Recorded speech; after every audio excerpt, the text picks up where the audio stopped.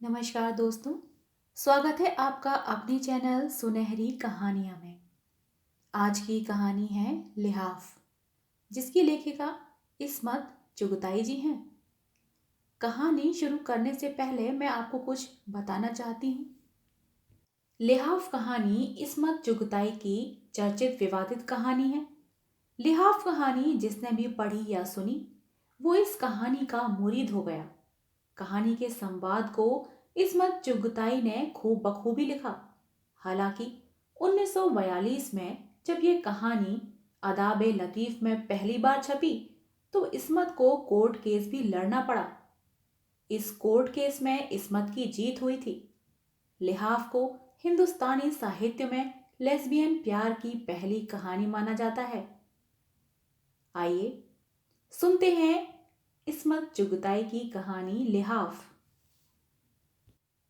जब मैं जाड़ों में लिहाफ ओढ़ती हूँ तो पास की दीवार पर उसकी परछाई हाथी की तरह झूमती हुई मालूम होती है और एकदम से मेरा दिमाग बीती हुई दुनिया के पर्दों में दौड़ने भागने लगता है। न जाने क्या कुछ याद आने लगता है। माफ कीजिएगा, मैं आपको खुद अपने लिहाफ का रोमानंगेज जिक्र बताने नहीं जा रही हूँ।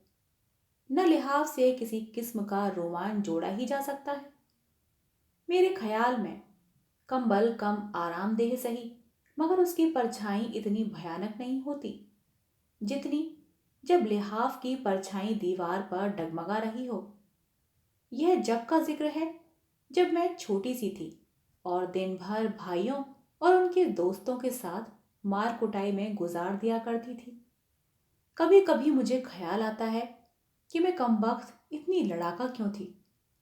उस उम्र में जबकि मेरी और बहनें आशिक जमा कर रही थी और मैं अपने पराए हर लड़के और लड़की से जूतम पेजार में मशगूल थी। यही वजह थी कि अम्मा जब आगरा जाने लगी तो हफ्ते भर के लिए मुझे अपनी एक मुंह बोली बहन के पास छोड़ गईं। उनके यहाँ अम्मा खूब जानती थी कि चूहे का बच्चा भी नहीं और मैं किसी से लड़ भिड़ ना सकूंगी। सजा तो खूब थी मेरी। हाँ, तो अम्मा मुझे बेगम जान के पास छोड़ गई। वही बेगम जान जिनका लिहाफ अब तक मेरे जहन में गर्म लोहे के दाग की तरह महफूज है। ये वो बेगम जान थी जिनके गरीब माँ बाप ने नवाब साहब को इसीलिए दामाद बना लिया कि वह पकी उम्र के थे मगर निहायत नेक। कभी कोई रंडी या बाजारी औरत उनके यहाँ नजर न आई। खुद हाजी थे और बहुतों को हज करा चुके थे। मगर उनको एक निहायत अजीबो गरीब शौक था। लोगों को कबूतर पालने का जुनून होता है, बटेरे लड़ाते हैं, मुर्गेबाजी करते हैं। इस किस्म के वाहियात खेलों से नवाब साहब को नफरत थी। उनके यहाँ तो बस तालिब इल्म रहते थे, नौजवान गोरे गोरे पतली कमरों के लड़के जिनका खर्च वे खुद बर्दाश्त करते थे। मगर बेगम जान से शादी करके तो वे उन्हें कुल साजो सामान के साथ ही घर में रखकर भूल गए और वह बेचारी दुबली पतली नाजुक सी बेगम तन्हाई के गम में घुलने लगी। न जाने उनकी जिंदगी कहाँ से शुरू होती है। वहां से जब वह पैदा होने की गलती कर चुकी थी या वहां से जब एक नवाब की बेगम बनकर आई और छपरकट पर जिंदगी गुजारने लगी, या जब से नवाब साहब के यहाँ लड़कों का जोर बंधा, उनके लिए मुरग्गन हलवे और लजीज खाने जाने लगे और बेगम जान दीवाने खाने की दरारों में से उनकी लचकती कमरों वाले लड़कों की चुस्त पिंडलियां और मुअत्तर बारीक शबनम के कुर्ते देख देख कर अंगारों पर लौटने लगी। या जब से वह मन्नतों मुरादों से हार गईं, चिल्ले बंधे और टोटकों और रातों की वजीफा ख्वानी भी चित्त हो गई। कहीं पत्थर में जोंक लगती है। नवाब साहब अपनी जगह से टस से मस न हुए। फिर बेगम जान का दिल टूट गया और वह इल्म की तरफ मुतवज्जो हुई। लेकिन यहां भी उन्हें कुछ न मिला। इश्किया नॉवेल और जज्बाती अश्वार पढ़कर और भी पस्ती छा गई। रात की नींद भी हाथ से गई और बेगम जान जी जान छोड़कर बिल्कुल ही यासो हसरत की पोट बन गई। चूल्हे में डाला था ऐसा कपड़ा लगता, कपड़ा पहना जाता है किसी पर रोंब गांठने के लिए। अब न तो नवाब साहब को फुर्सत कि शबनमी कुर्ते को छोड़कर जरा इधर तवज्जो करें, और वे उन्हें कहीं आने जाने भी नहीं देते। जब से बेगम जान ब्याह कर आई थी, रिश्तेदार आकर महीनों रहते और चले जाते, मगर वह बेचारी कैद की कैद ही रहती। उन रिश्तेदारों को देखकर और भी उनका खून जलता था कि सबके सब मजे से माल उड़ाने, उम्दा घी निकलने, जाड़े का साजो सामान बनवाने आन मरते, और वह बावजूद नई रुई के लिहाफ की पड़ी सर्दी में अकड़ा करती। हर करवट पर लिहाफ नई नई सूरतें बनाकर दीवार पर साया डालता, मगर कोई भी साया ऐसा न था जो उन्हें जिंदा रखने के लिए काफी हो। मगर क्यों जिए फिर कोई? जिंदगी, बेगम जान की जिंदगी जो थी, जीना बंधा था नसीबों में, वह फिर जीने लगी और खूब जी। रब्बों ने उन्हें गिरते गिरते संभाल लिया। चटपट देखते देखते उनका सूखा जिस्म भरना शुरू हो गया, गाल चमक उठे और हुस्न फूट निकला। एक अजीबोगरीब तेल की मालिश से बेगम जान में जिंदगी की झलक आई। माफ कीजिएगा, उस तेल का नुस्खा आपको बेहतरीन से बेहतरीन रसाले में भी न मिलेगा। जब मैंने बेगम जान को देखा तो वह 40-42 की होंगी। ओफो, किस शान से वह मसनद पर नीम दराज थी, और रब्बो उनकी पीठ से लगी बैठी कमर दबा रही थी। एक ऊदे रंग का दुशाला उनके पैरों पर पड़ा था और वह महारानी की तरह शानदार मालूम हो रही थी। मुझे उनकी शक्ल बेइंतहा पसंद थी। मेरा जी चाहता था घंटों बिल्कुल पास से उनकी सूरत देखा करूं। उनकी रंगत बिल्कुल सफेद थी, नाम को सुर्खी का जिक्र नहीं, और बाल स्याह और तेल में डूबे रहते थे। मैंने आज तक उनकी मांग ही बिगड़ी न देखी। क्या मजाल जो एक बाल इधर उधर हो जाए। उनकी आंखें काली थीं और अबरू पर के जायद बाल अलहदा कर देने से कमाने सी खिंची होती थी। आंखें जरा तनी हुई रहती थी, भारी भारी फूले हुए पपोटे, मोटी मोटी पलकें। सबसे ज्यादा जो उनके चेहरे पर हैरतअंगेज जज्बे नजर आती थी, वह थे उनके होठ। अमूमन वह सुर्खी से रंगे रहते थे। ऊपर के होठ पर हल्की हल्की मूछें सी थी और कनपटियों पर लंबे लंबे बाल।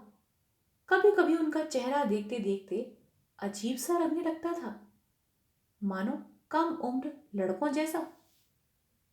उनके जिस्म की जिल्द भी सफेद और चिकनी थी। मालूम होता था किसी ने कसकर टांके लगा दिए हों।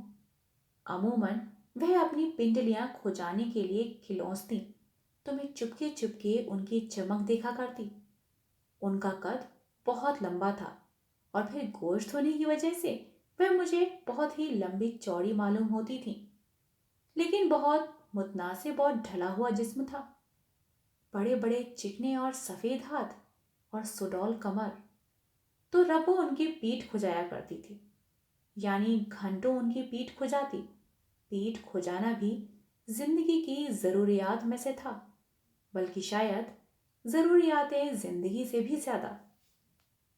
रब्बो को घर का और कोई काम न था, बस वह सारे वक्त उनके छपर खट पर चढ़ी कभी पैर, कभी सर और कभी जिस्म के और दूसरे हिस्से को दबाया करती थी।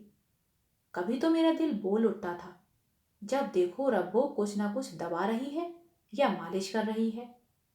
कोई दूसरा होता तो न जाने क्या होता। मैं अपना कहती हूं, कोई इतना करे तो मेरा जिस्म तो सड़ गल के खत्म हो जाए। और फिर यह रोज रोज की मालिश काफी नहीं थी।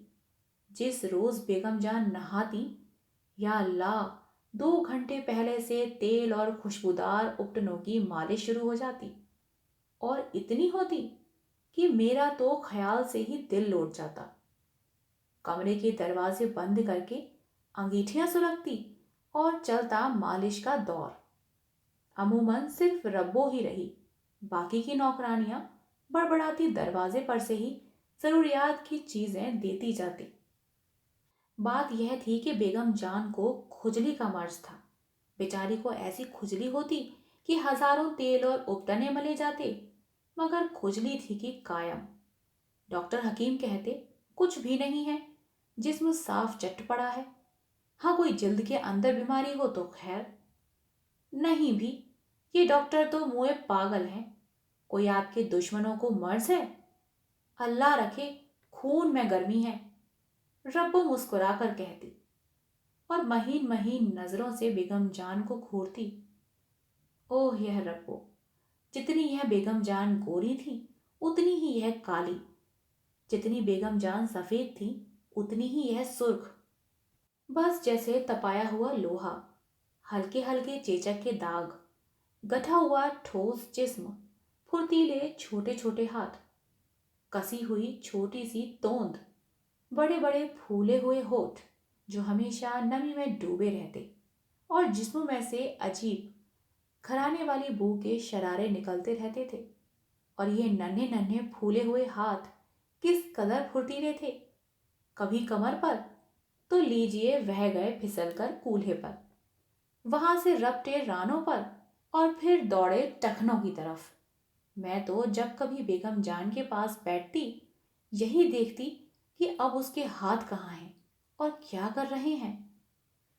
गर्मी जाड़े बेगम जान हैदराबादी जाली कारगे के कुर्ते पहनती, गहरे रंग के पजामे और सफेद झाग से कुर्ते, और पंखे भी चलते हों फिर भी वह हल्की दुलाई जरूर जिस्म पर ढके रहती थीं। उन्हें जाड़ा बहुत पसंद था। जाड़े में मुझे उनके यहाँ अच्छा मालूम होता। वह हिलती डुलती बहुत कम थी, कालीन पर लेटी हैं, पीठ खुज रही है, खुश्क मेवे चबा रही हैं, और बस। रब्बों से दूसरी सारी नौकरानियां खार खाती थीं।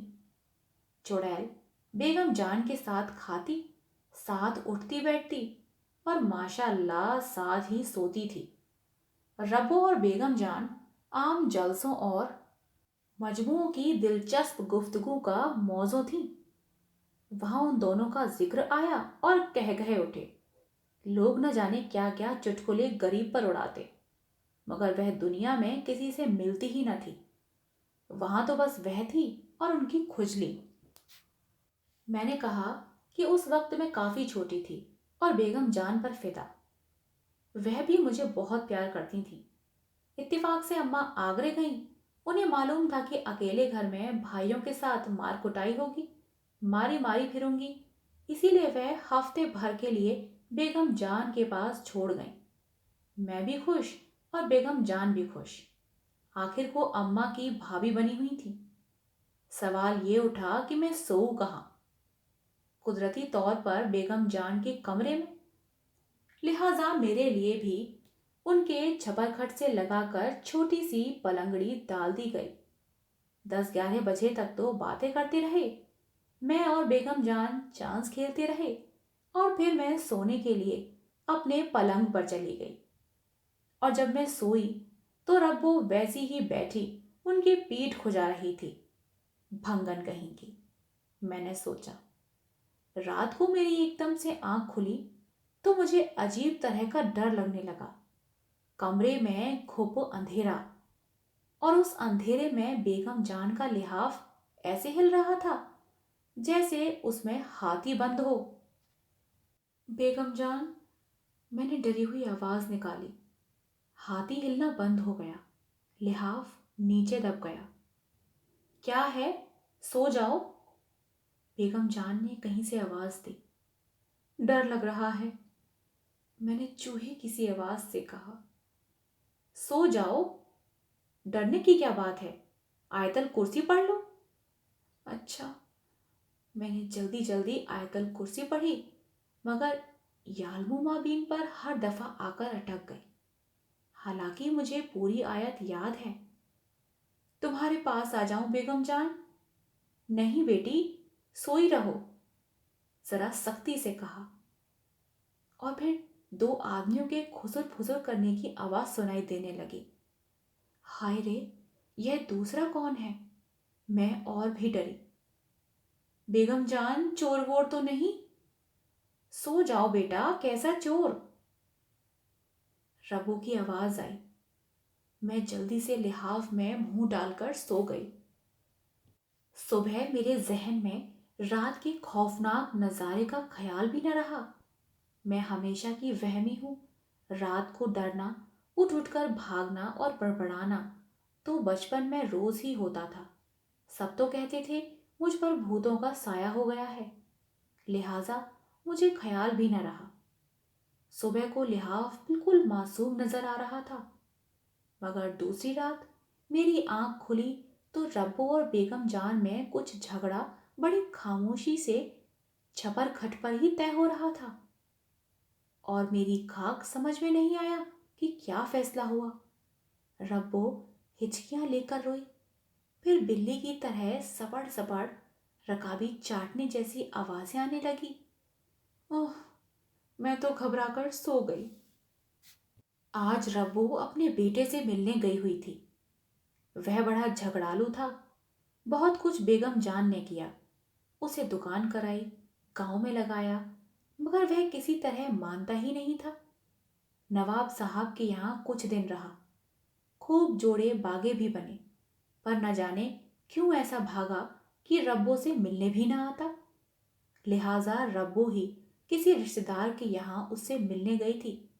बेगम जान न जाने देती, मगर रब्बो भी मजबूर हो गई। सारा दिन बेगम जान परेशान रही। उनका जोड़ जोड़ टूटता रहा। किसी का छूना भी उन्हें न भाता था। उन्होंने खाना भी न खाया और सारा दिन उदास पड़ी रहीं। मैं खुजा दूं बेगम जान? मैंने बड़े शौक से ताश के पत्ते बांटते हुए कहा। बेगम जान मुझे गौर से देखने लगी। मैं खुजा दूं? सच कहती हूं। मैंने ताश रख दिए। मैं थोड़ी देर तक खुजाती रही और बेगम जान चुपकी लेटी रही। दूसरे दिन रब्बो को आना था, मगर वह आज भी गायब थी। बेगम जान का मिजाज चिड़चिड़ा होता गया। चाय पी पी कर उन्होंने सिर में दर्द कर लिया। मैं फिर खुजाने लगी। उनकी पीठ चिकनी मेज की तख्ती जैसी पीठ। मैं हौले हौले खुजाती रही। उनका काम करके कैसी खुशी होती थी। जरा जोर से खुजाओ, बंद खोल दो, बेगम जान बोली। इधर, हाँ हाँ, जरा शाने से नीचे, हाँ। वाह भाई वाह, वाह वाह। वह सुरूर में ठंडी ठंडी सांसें लेकर इत्मीनान जाहिर करने लगी। और इधर, हालांकि बेगम जान का हाथ खूब जा सकता था, मगर वह मुझसे ही खुजवा रही थी और उल्टे मुझे फक्र हो रहा था। यहाँ, ओए, तुम तो गुदगुदी करती हो, वाह। वह हंसी। मैं बातें भी कर रही थी और खुजा भी रही थी। तुम्हें कल बाजार भेजूंगी, क्या लोगी? वही सोती जागती गुड़िया? नहीं बेगम जान, मैं तो गुड़िया नहीं लेती। क्या बच्ची हूं अब मैं? बच्ची नहीं हो तो क्या बूढ़ी हो गई हो? वह हंसी। गुड़िया नहीं तो कपड़े बनवा लेना, पहनना खुद। मैं दूंगी तुम्हें बहुत से कपड़े, सुना? उन्होंने करवट ली। अच्छा, मैंने जवाब दिया। इधर, उन्होंने मेरा हाथ पकड़कर जहां खुजली हो रही थी रख दिया। जहां उन्हें खुजली मालूम होती वहां मेरा हाथ रख देती और मैं बेख्याली में बबुए के ध्यान में डूबी मशीन की तरह खुजाती रही और वह मुतवासिर बातें करती रही। सुनो तो, तुम्हारी फ्रॉकें कम हो गई हैं, कल दर्जी को दे दूंगी कि नई सी लाए। तुम्हारी अम्मा कपड़ा दे गई हैं। वह लाल कपड़े ही नहीं बनवाऊंगी, चमारों जैसा है। मैं बकवास कर रही थी और हाथ न जाने कहां कहां पहुंचा। बातों बातों में मुझे मालूम भी ना हुआ। बेगम जान तो चुप लेटी थी। अरे, मैंने जल्दी से हाथ खींच लिया। ओए लड़की, देखकर नहीं खुजाती, मेरी पसलियां नोच डालेगी? बेगम जान शरारत से मुस्कुराई और मैं झेंप गई। इधर आकर मेरे पास लेट जा। उन्होंने मुझे बाजू पर सिर रखकर लिटा लिया। कितनी सूख रही है, पसलियां निकल रही हैं। उन्होंने मेरी पसलियां गिनना शुरू की। "उम्म," मैं भुनभुनाई। "ओए, तो क्या मैं खा जाऊंगी? कैसा तंग स्वेटर बना है, गरम बनियान भी नहीं पहना तुमने।" मैं कुलबुलाने लगी। कितनी पसलियां होती हैं? उन्होंने बात बदली। एक तरफ 9 और दूसरी तरफ 10। मैंने स्कूल की याद की हुई हाइजीन की मदद ली। वह भी ऊटपटांग। हटाओ तो हाथ, हाँ। 1 2 3। मेरा दिल चाहा किसी तरह भागूं और उन्होंने जोर से भींचा। "उम्म," मैं मचल गई। बेगम जान जोर जोर से हंसने लगी। अब भी जब कभी मैं उनका उस वक्त का चेहरा याद करती हूँ तो मेरा दिल घबराने लगता है। उनकी आंखों के पपोटे और वजनी हो गए। ऊपर के होठ पर स्याही गिरी हुई थी। बावजूद सर्दी के पसीने की नन्ही नन्ही बूंदें होठों और नाक पर चमक रही थीं। उनके हाथ ठंडे थे मगर नरम नरम, जैसे उन पर की खाल उतर गई हो। उन्होंने शॉल उतार दी थी और कारगे के महीन कुर्ते में उनका जिस्म आटे की लोई की तरह चमक रहा था। भारी चढ़ाऊ सोने के बटन गरेबान के एक तरफ झूल रहे थे। शाम हो गई थी और कमरे में अंधेरा घुप हो रहा था। मुझे एक नामालूम डर से दहशत सी होने लगी। बेगम जान की गहरी गहरी आंखें। मैं रोने लगी दिल में। वह मुझे एक मिट्टी के खिलौने की तरह भींच रही थी। उनके गरम गरम जिस्म से मेरा दिल बौलाने लगा मगर उन पर तो जैसे कोई भूत न सवार था। और मेरे दिमाग का यह हाल कि न चीखा जाए और न रो सकूं। थोड़ी देर के बाद वह पस्त होकर निढाल लेट गईं। उनका चेहरा फीका और बदरौनक हो गया और लंबी लंबी सांसें लेने लगी। मैं समझी कि अब मरी है और वहां से उठकर सरपट बाहर भागी। शुक्र है कि रब्बो रात को आ गई और मैं डरी हुई जल्दी से लिहाफ ओढ़ कर सो गई। मगर नींद कहाँ। घंटों चुप पड़ी रही। अम्मा किसी तरह आ ही नहीं रही थी। बेगम जान से मुझे ऐसा डर लग रहा था कि मैं सारा दिन मामाओं के पास बैठी रहती मगर उनके कमरे में कदम रखते दम निकलता था। और कहती किससे, और कहती ही क्या कि बेगम जान से डर लगता है। तो यह बेगम जान मेरे ऊपर जान छिड़कती थी। आज रबों में और बेगम जान में फिर अनबन हो गई। मेरी किस्मत ही खराब कहिए या कुछ और। मुझे उन दोनों की अनबन से डर लगा क्योंकि फौरन ही बेगम जान को ख्याल आया कि मैं बाहर सर्दी में घूम रही हूँ और मरूंगी निमोनिया में। लड़की क्या मेरा सिर मुड़वाएगी? कुछ हो गया और आफत आएगी। उन्होंने मुझे अपने पास बिठा लिया और खुद मुंह हाथ सिलपची में धो रही थी। चाय तिपाई पर रखी थी। चाय तो बनाओ, एक प्याली मुझे भी दे देना। वह तौलिए से मुंह खुश करके बोली। मैं जरा कपड़े बदल लूं। वह कपड़े बदलती नहीं और मैं चाय पीती रही। बेगम जान नाइन से पीठ मलवाते वक्त अगर मुझे किसी काम में बुलाती तो मैं गर्दन मोड़े मोड़े जाती और वापस भाग आती। अब जो उन्होंने कपड़े बदले तो मेरा दिल उलटने लगा। मुंह मोड़े मैं चाय पीती रही। हाय अम्मा, मेरे दिल ने बेकसी से पुकारा। आखिर ऐसा मैं भाइयों से क्या लड़ती हूँ जो तुम मेरी मुसीबत। खैर, अम्मा को हमेशा से मेरे लड़कों के साथ खेलना नापसंद है। कहो भला, लड़के क्या शेर चीते हैं जो निकल जाएंगे उनकी लाडली को? और लड़के भी कौन, खुद के भाई और दो चार सड़े सड़ाए जरा जरा से उनके दोस्त। मगर नहीं, वह तो औरत जात को सात तालों में रखने की कायल। और यहां बेगम जान की वह दहशत कि दुनिया भर के गुंडों से नहीं। बस चलता तो उस वक्त सड़क पर भाग जाती, पर वहां ना टिकती। मगर लाचार थी। मजबूरन कलेजे पर पत्थर रखे बैठी रही। कपड़े बदल, सोलह सिंगार हुए और गरम गरम खुशबुओं के अतर ने और भी उन्हें अंगारा बना दिया। और वह चली मुझ पर लाड़ उतारने। घर जाऊंगी, मैंने उनकी हर राय के जवाब में कहा और रोने लगी। मेरे पास तो आओ, मैं तुम्हें बाजार ले चलूंगी। सुनो तो। मगर मैं खली की तरह फैल गई। सारे खिलौने मिठाइयाँ एक तरफ और घर जाने की रट एक तरफ। वहां भैया मारेंगे चुड़ैल। उन्होंने प्यार से मुझे थप्पड़ लगाया। पड़े मारे भैया, मैंने दिल में सोचा और रूठी, अकड़ी बैठी रही। कच्ची अमियां खट्टी होती है बेगम जान, जली कटी रब्बों ने राय दी।